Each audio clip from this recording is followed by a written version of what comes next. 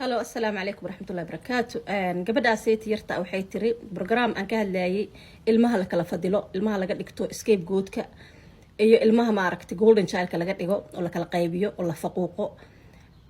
gabadha seeti waxay tiri waxaan ahaa ilmahaas oo la faquuqay oo la dhibaateeyay dhibaatadii loo geystina waa taasa ee depression ka ay ka qaaday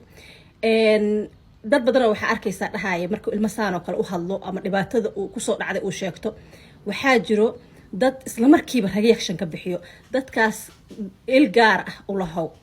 gooni u fiiri il gaar ah ku fiiri lianna waxa way dadkaas iyaga ayaa ama waa iyagii dadka wax dhibaateynay ama ma rabaan ma aragti in laga hadlo marka qofka yiraahda waligay wax isma maqleen waligay ma arag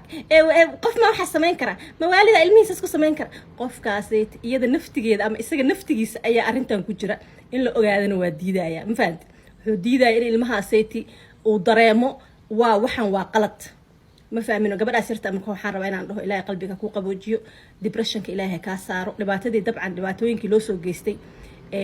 ilmaha yarka markuu yaraa loo soo geystay waa waxaas oo waliba dadkii la rabay inay protection ku sameeyaan oo wanaag ku shubaan oo si fiican u soo kuriyaan waa dadka aaminsan ilmaha marka adiga dhashid waxa rabtaa ku sameyn kartaa saysu yaa kugu yiri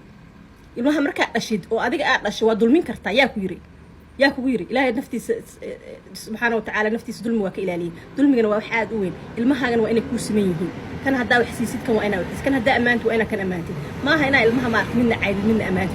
ما فهمت واي سبب مرك إن شاء الله ولا ليالو إن parent كانوا عاصة كل واي كبوحة هدا أردت لكن قف protection كسمينا هاي نحن كل ويلي ما مقلين وابن الجار تاسو يالو إذا أنت سكجرتو marka insha Allah number 2 waxaan rabaa inaan ku dhaho aad uga xumahay wixii lagu soo shubo dhanna waa been iska shub beentii iyo wixii lagu soo shubay iyo qof xun aad tahay iyo sidaan aad tahay iyo waa fool xun tahay iyo noloshaadu meel waxyaabaha lagu dhigi jiray qaana mogtay waxba ma noqonaysid iyo kana tahay iyo lazy baad tahay iyo waxa soo dhan waa been iska shub ma fahanti insha Allah dhikirka badi istiqaar faarta badi salaada badso sunnaha badso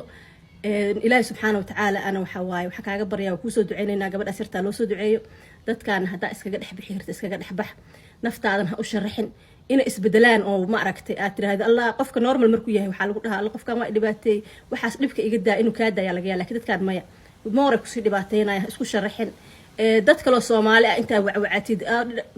دباتك اللي كوسي جيسنا يعني dad professional ah waliba qof muslim oo professional hadaa heli kartid oo therapy ah oo ku dhageysta aad oo ma aragti secretkaaga iyo sirtaada wax walba ku keep garay oo professional ah laakiin umadahan kale ha isku ulugoynin more